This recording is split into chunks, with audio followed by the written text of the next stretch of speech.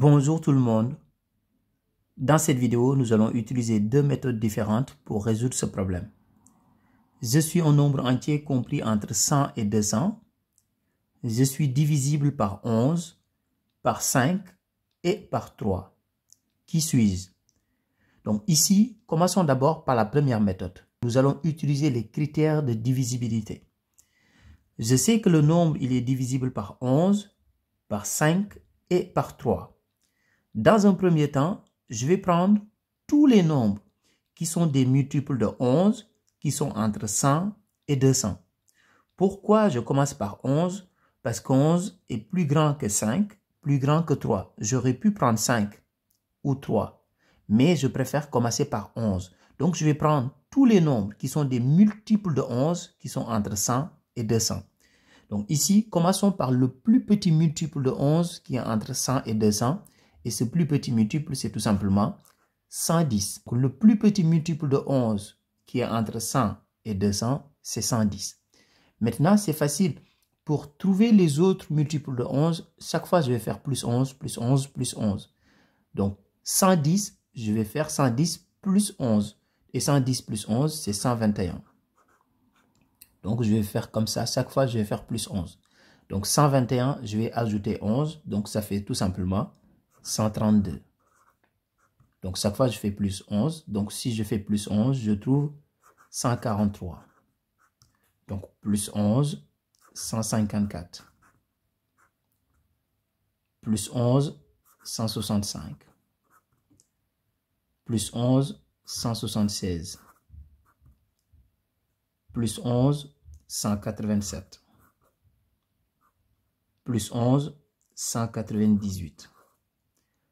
Je m'arrête à 198 parce que si je fais encore plus 11, je vais dépasser 200. Alors que le nombre que je cherche, il est entre 100 et 200.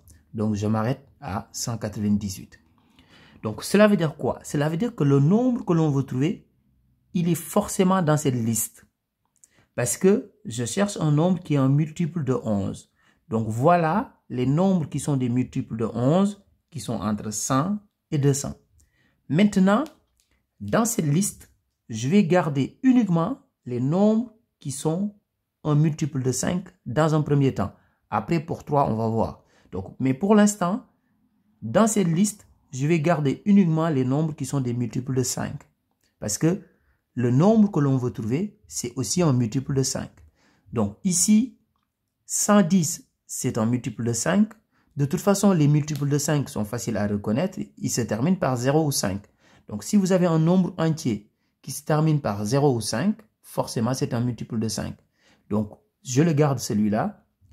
Celui-là ne se termine ni par 0 ni par 5, je le barre. Celui-là aussi, celui-là aussi, celui-là aussi. Il se termine par 5, donc je le garde. Celui-là ne se termine ni par 0 ni par 5. Celui-là aussi, celui-là aussi. Maintenant, il me reste uniquement deux nombres sur ma liste.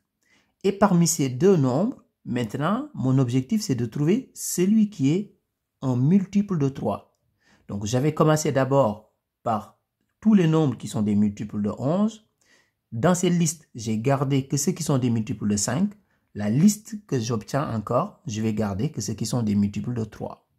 Donc ici, est-ce que 110 est un multiple de 3? Pour savoir si un nombre est divisible par 3 ou pas, on applique les critères de divisibilité par 3. C'est-à-dire, on fait la somme des chiffres et on regarde si le résultat est un multiple de 3 ou pas.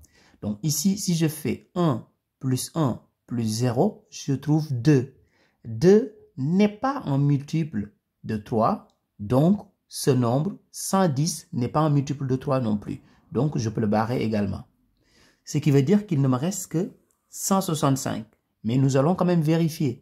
Est-ce que 165 est un multiple de 3? Oui, parce que si on fait la somme des chiffres, donc 1 plus 6 plus 5, donc je vais l'écrire ici, 1 plus 6 plus 5, on trouve 12.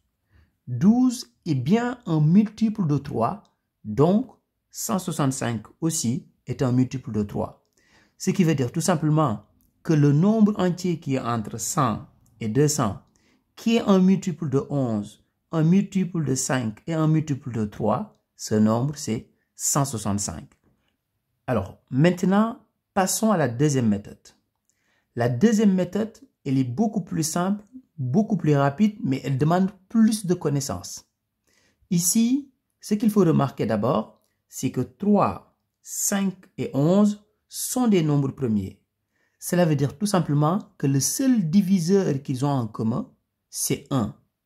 Donc ici, je peux faire 11 fois 5 fois 3, c'est-à-dire 11 fois 5 fois 3. Et si on fait 11 fois 5 fois 3, on trouve 165.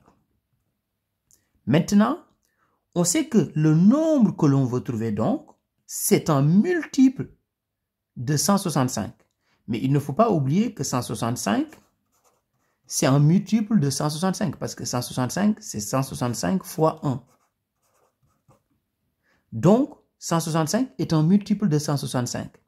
Mais comme on veut trouver un multiple de 165 qui est entre 100 et 200, donc 165, ça fait l'affaire.